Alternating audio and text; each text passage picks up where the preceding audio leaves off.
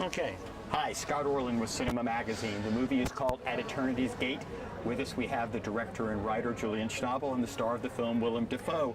The film kind of chronicles an element of the life of Vincent van Gogh, and many people think they know him. When you go through an experience, what was the one thing that enlightened you about this?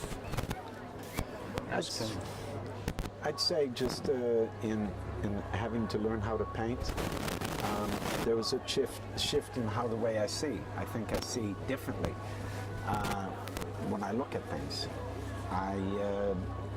When I first started to paint, one of the things that I remember very well is Julian taught me how to hold a brush, how to deal with the materials, and one of the first things I tried to paint was a cypress tree.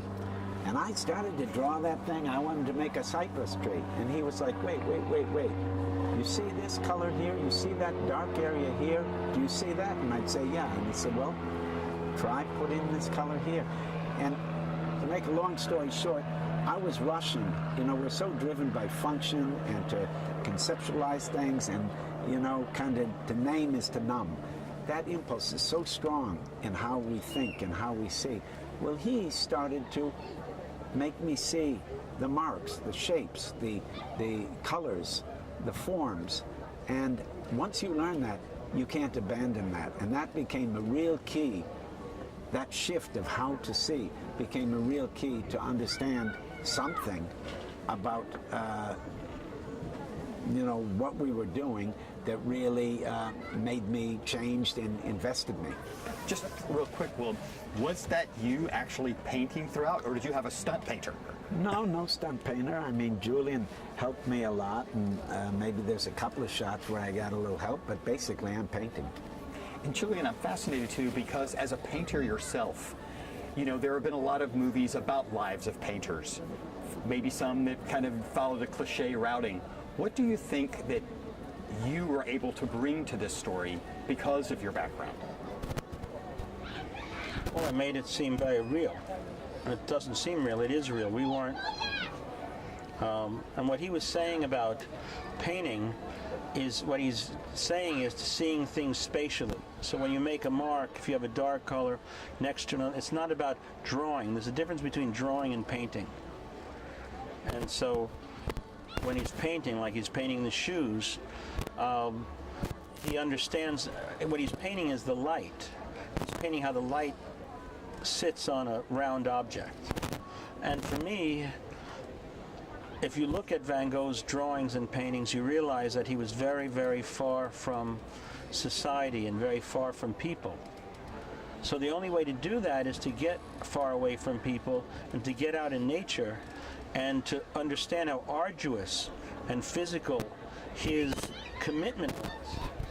And one thing about Willem is that he is physical and he is athletic in the sense where, you know, he had to run sometimes. He would be running with this wooden easel strapped to his back, and that shit gets into your shoulders and it's banging on your back, and it's somebody, it's a guy bearing his cross. And so I think yeah. One of the things too, which I found What just fascinating. happened? He was just giving a 1 minute. Just a 1 minute. Yeah, but I'm in the middle of talking. Yeah. So I mean, what was I saying? Can you remember what I was saying? Because I know. Bear his cross. Yeah, a guy is bearing his cross. So essentially, there's a physical activity that's going on. I mean, he's painting. He's not looking at Mathieu Amalric. Sometimes he's looking at him. He's not looking at Gogh when he's talking because he's painting something. So he's involved in something that's capturing his attention, which is an interesting place to be looking when you're talking to somebody else. You never see that in a film. And another thing you never see is somebody actually making stuff. And so either going out into nature to find that place or making the thing itself, I think that the physical demands of that affect the vision of the film and the audience's involvement with the film. And just really quick, if in the movie your brother Theo is the one who kind of supports you in doing that, at each of you, just really quick, at the beginning of your career, who was the one who really believed in you? Who was the person that really supported you? Not necessarily financially, just emotionally believed in your talent. I don't have a career. My mother. Willem? I don't know who that would be. It was shared around.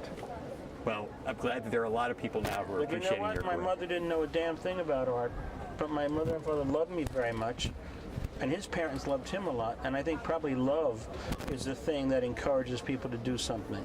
And maybe it's a Pavlovian beginning that you have. Maybe he was able to act like something, and his mother said, boy, that's good, so he did it again. It's as simple as that.